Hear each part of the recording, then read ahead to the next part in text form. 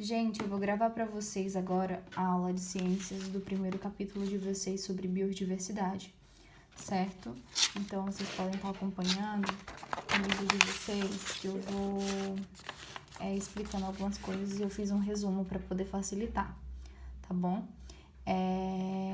A gente sabe que no planeta Terra a gente tem uma variedade de seres vivos, né? Nós possuímos várias espécies de seres vivos, espécies de plantas, animais, fungos, bactérias, de seres vivos em si, tá?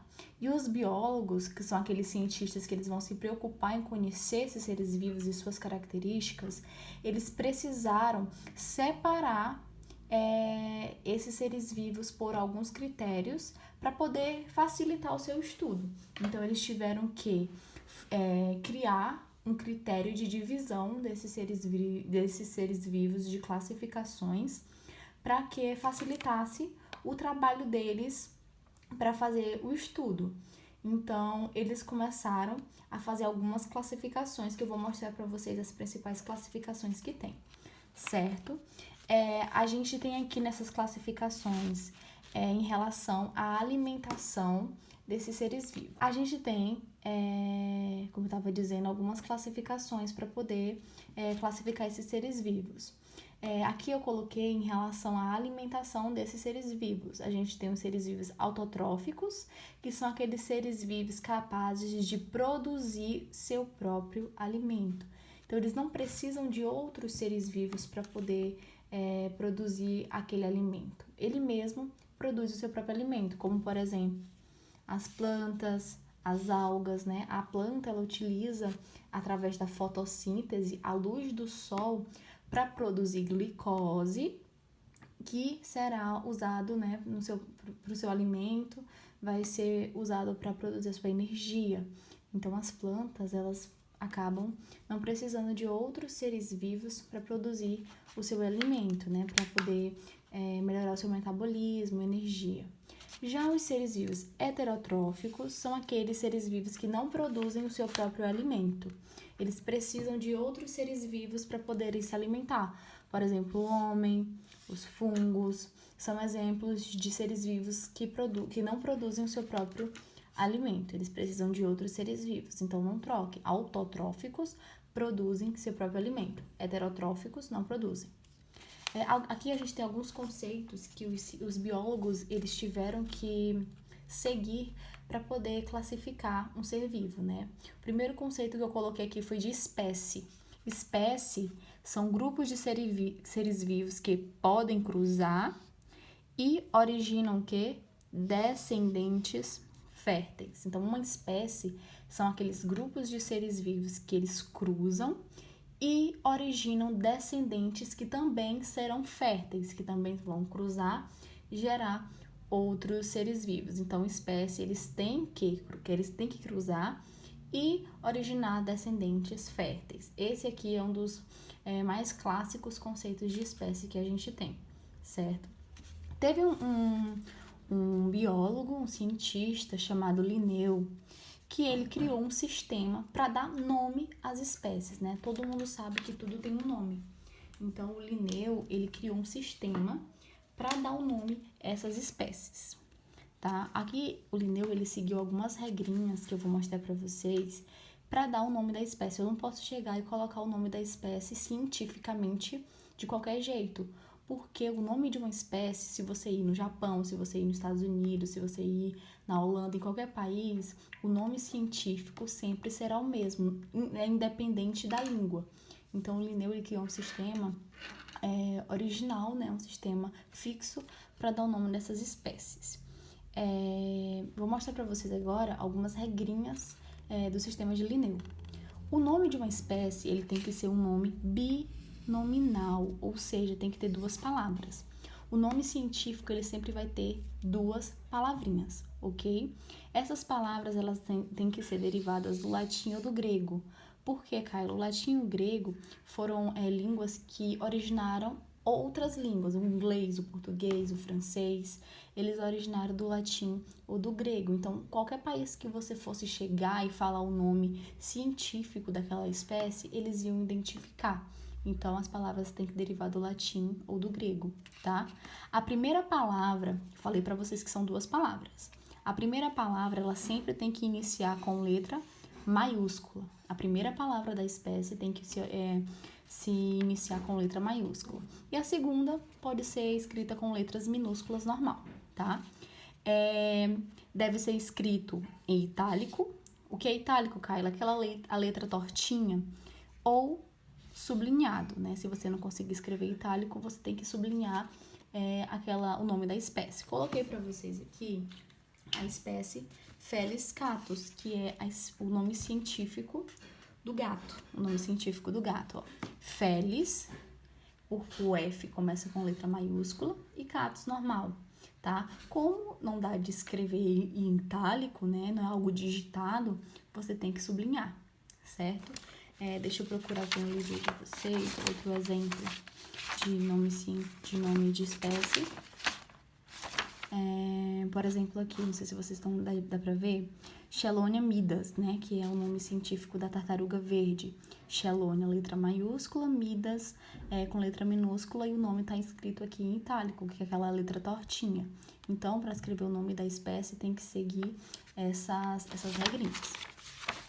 Outro conceito que é importante você saber é o de gênero. O gênero é o conjunto de espécies semelhantes, tá? O conjunto de espécies semelhantes. Você identifica o gênero de uma espécie, o gênero é a primeira palavra do nome da espécie, tá? A primeira palavra do nome da espécie a gente chama de gênero. Essa segunda palavra, ela não tem nenhum tipo de nome, ela não tem nenhuma classificação. Tá ali mesmo, a gente chama de nome epíteto, tá? Tá ali mesmo só para poder complementar o nome da espécie. Mas a primeira palavra a gente chama de gênero. Aqui eu coloquei Panthera onça, que é o nome científico da onça. Panthera é o gênero. Então, a gente pode ter outros tipos de espécies dentro desse gênero. Deixa eu mostrar para vocês aqui no livro. Aqui, ó, no livro de vocês, a gente tem a Panthera onça, né, que é a onça pintada.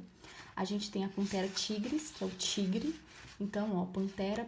Então, eles são de espécies diferentes, porém do mesmo gênero. Então, a primeira palavra é igual, então é o mesmo gênero, porém de espécie diferente. Aqui temos o leão, né? Panthera Panthera leo, que é pantera, o mesmo gênero, porém a espécie diferente. Ou seja, esses animais aqui, eles são do mesmo gênero, porém de espécies diferentes, tá bom? Então, cuidado com esse tipo. Às vezes as questões botam aqui, por exemplo, eu coloco na questão para vocês Panthera leo e Panthera tigre. São da mesma espécie? Não, né? Ó, são nomes diferentes. É do mesmo gênero? Olha para a primeira palavra e vê se é igual. Se for igual, é do mesmo gênero. Aqui, ó, no livro de vocês, tem algumas categorias de classificação dos seres vivos, além da espécie e do gênero, tá? Aqui eu coloquei, aqui no livro tem para vocês, ó, a espécie Homo sapiens, que é o homem. Então, a gente tem a espécie Homo sapiens, do gênero Homo, que é a primeira palavrinha da espécie. Então, Homo sapiens, do gênero Homo. Aí, o conjunto gêneros iguais, a gente chama de família. Gêneros iguais formam uma família, que é Homidae, os hominídeos, é uma família. Conjunto, né, de famílias semelhantes, a gente chama de ordem, que são primatas. Famílias semelhantes formam a ordem primata. Conjunto de ordens semelhantes forma a classe, né? A classe dos mamíferos. O conjunto de classes semelhantes forma os cordados. Conjunto de filos semelhantes forma o reino. Conjunto de reinos semelhantes forma o domínio. Então, isso aqui só foi o exemplo que tá aqui, certo? Então, vocês têm que colocar na cabeça de vocês essa ordem. Conjunto de espécies semelhantes, gênero. Conjunto de gênero semelhante, família. E assim por diante. Tá bom? Então, a gente vai treinar bastante em algumas questões para vocês poderem identificar essas categorias.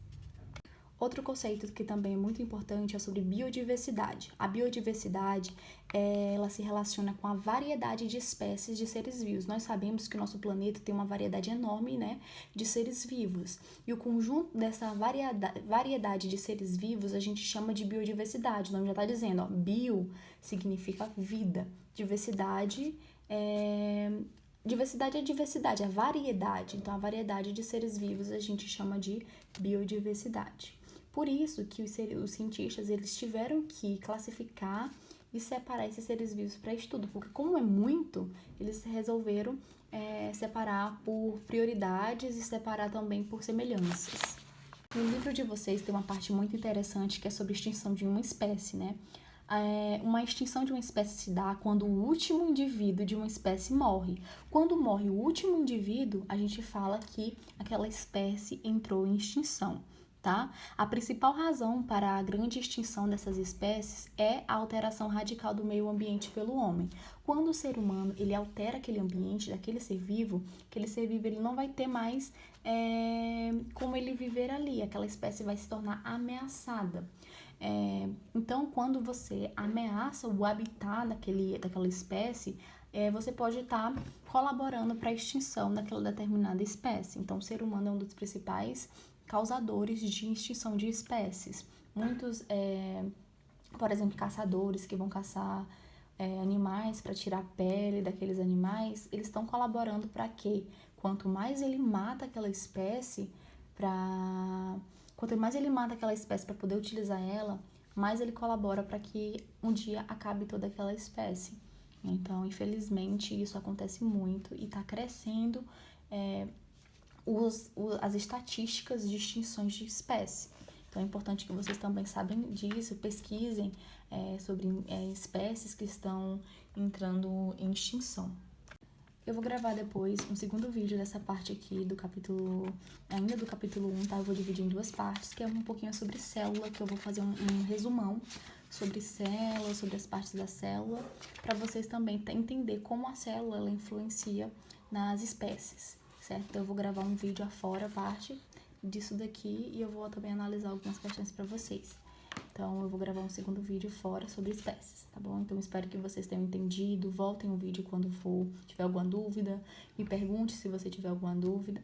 Anotem coisas importantes, que aí vocês vão fixar melhor o conteúdo.